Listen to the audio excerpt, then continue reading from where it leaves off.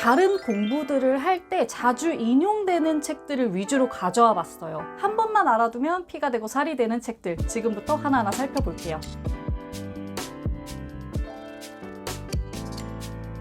안녕하세요. 공보기 여러분, 공백입니다. 모두 잘 지내고 계시죠?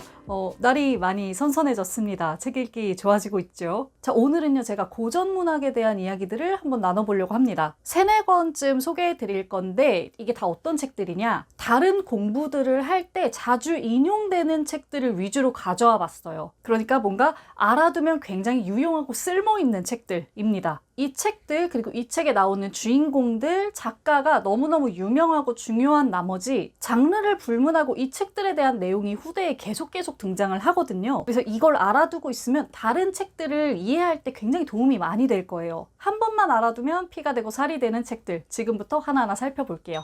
네, 첫 번째 책은 조지 오웰의 1984입니다. 디스토피아 소설의 대표격으로 여겨지는 소설이죠. 이 소설은 제목 그 자체로도 인용이 굉장히 많이 되지만 소설 속에 등장하는 인물인 빅브라더, 그리고 소설 속의 장치 중에 하나인 텔레스크린, 이런 말들이 후에 인문학 책이나 기사 등등에서 계속 활용되고 있어요. 그래서 이참에 알아두시면 좋겠습니다. 자세히 알아보기 위해서 먼저 아주 간략하게 1984의 내용 이야기해볼까요? 이 소설 속 세계에서는요, 당, 국가가 개인의 모든 생활과 사상을 통제합니다.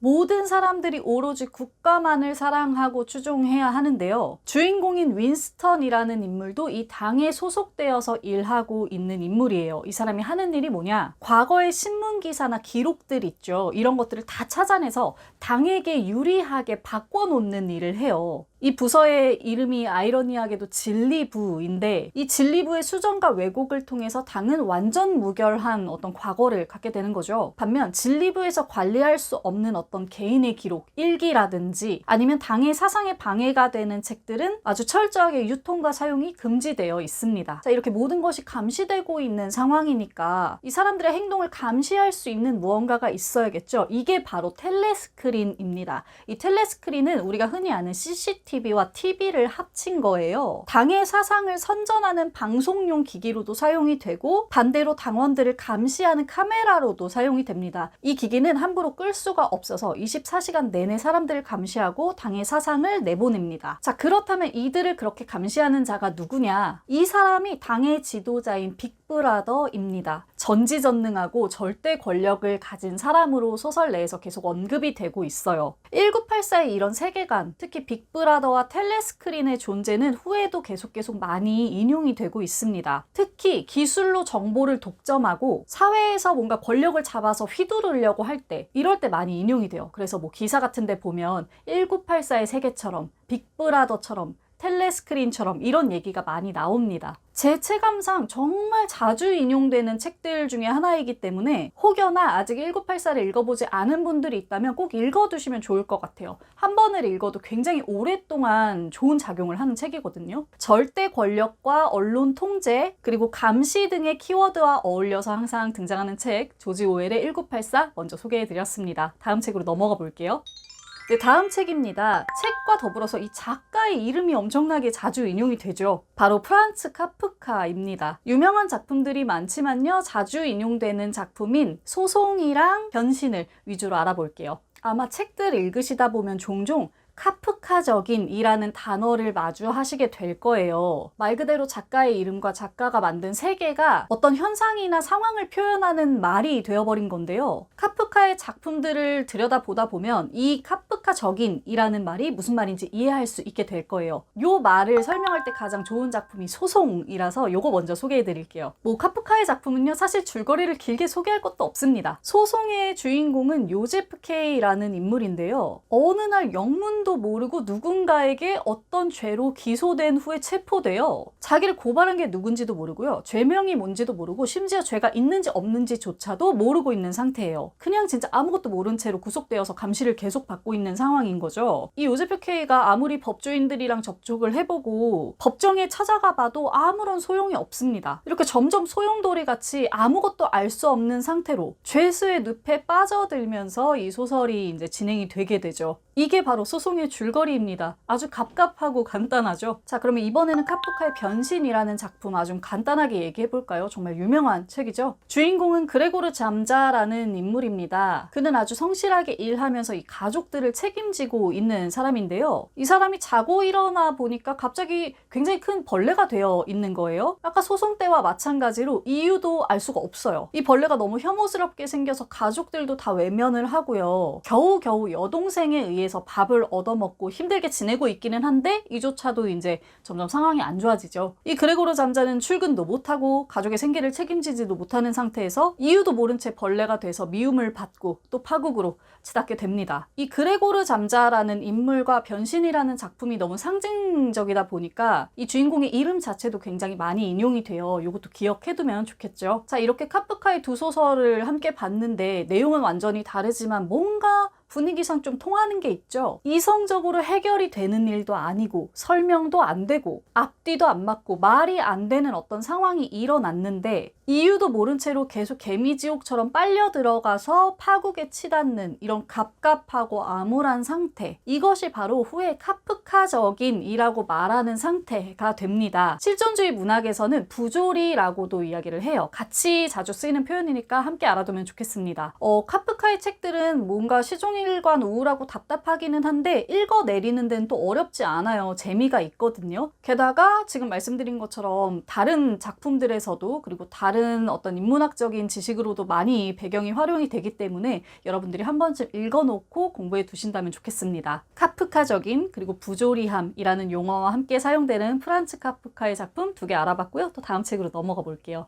네, 다음 책은 괴테의 젊은 베르텔의 슬픔입니다. 너무 유명한 책이라서 제가 넣을까 말까 고민했는데 그래도 오늘 영상은 초보자분들을 위한 영상이니까 한번 넣어봤어요. 이 책의 주인공 이름인 베르테르 역시 하나의 아이콘처럼 대명사처럼 쓰이고 있죠. 또한 여기서 파생된 베르테르 효과라는 말도 자주 쓰이고 있기 때문에 한번 알아두시면 좋겠습니다. 내용 설명해 볼까요? 이 책은 편지 형태, 서간문 형태로 쓰여져 있습니다. 주인공인 베르테르가 친구인 빌헬름에게 보내는 편지예요. 이 베르테르가 자기의 사정 때문에 잠깐 고향을 떠나서 타지에서 살고 있거든요. 그 지역의 파티에 갔다가 우연히 로테라는 여자를 만나서 한눈에 완전히 열렬한 사랑에 빠지게 돼요. 근데 문제는 뭐냐? 이 로테라는 여자가요, 이미 알베르토라는 남성과 약혼 관계에 있는 사람이라는 겁니다. 베르테르는 이 뜨거운 사랑을 어찌하지 못하고 여러 가지 노력들을 해요. 친구로 지내려고 노력도 해보고 이 로테가 없는 곳으로 가서 좀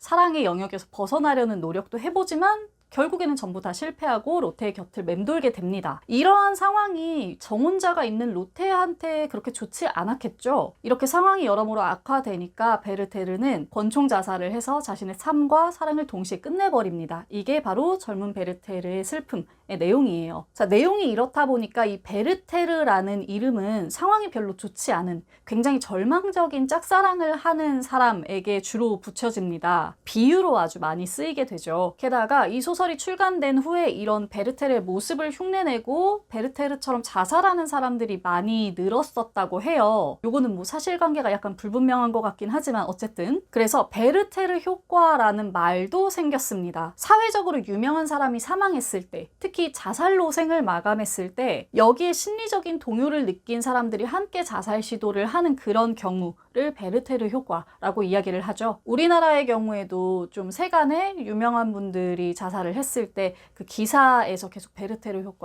효과라는 얘기를 들으실 수가 있습니다. 자, 워낙 유명한 책이라서 많은 분들이 알고 계시겠지만 이렇게 한번 또 짚고 넘어가 봅니다. 절망적인 짝사랑과 그로 인한 자살, 그리고 이 유명인들의 모방에서 일어나는 어떤 사건을 뜻하는 말인 베르테르 알아봤습니다. 요한 볼프강 폰 괴테의 젊은 베르테르의 슬픔이었어요.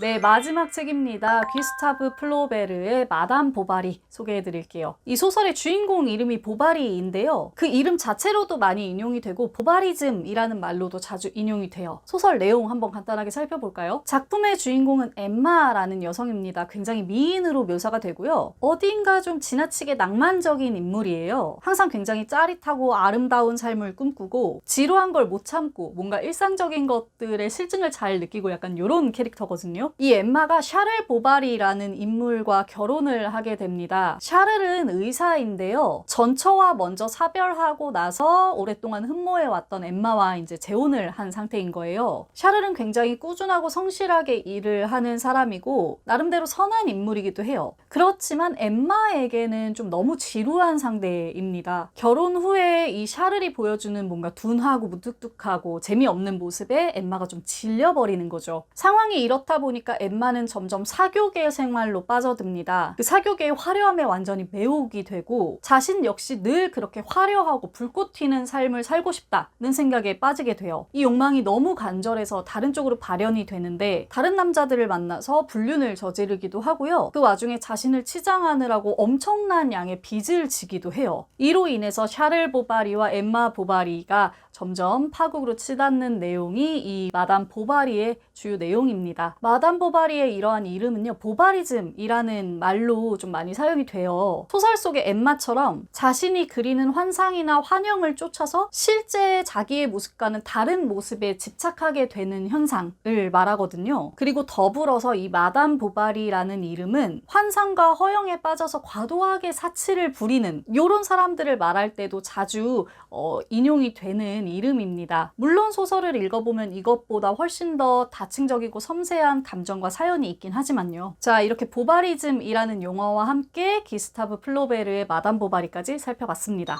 네, 오늘은 이렇게 자주 인용되는 알아두면 쓸모있는 고전문학 4권을 여러분께 소개해드렸습니다. 오늘 영상은 아까 말씀드렸다시피 독서 초보, 고전 초보분들을 위해서 만들어봤는데 어떠셨는지 모르겠어요. 부디 도움이 되셨다면 좋겠습니다. 고전문학은 시대를 넘나드는 진한 메시지들, 그리고 인간과 세상의 본질을 건드리는 그런 내용들로 언제 어디서고 사랑받는 책들이죠. 그만큼 후에 계속 언급되는 책들이기도 하고요. 그래서 알고 있으면 요긴하게 써먹는 책들이 정말 많아요. 제가 오늘 소개해드린 4권의 책 말고도 다른 책들을 몇 가지 준비를 해봤는데 혹시나 더 궁금하신 분들이 있다면 댓글 달아주시면 좋겠습니다. 제가 또 2탄을 준비해 볼게요. 자, 그럼 저는 이쯤에서 오늘 영상 마무리해볼까 합니다. 마지막까지 영상 시청해주신 우리 공복 여러분들 정말 감사드립니다. 오늘도 멋지게 책 읽는 시간 되세요. 공백의 책단장이었습니다. 안녕.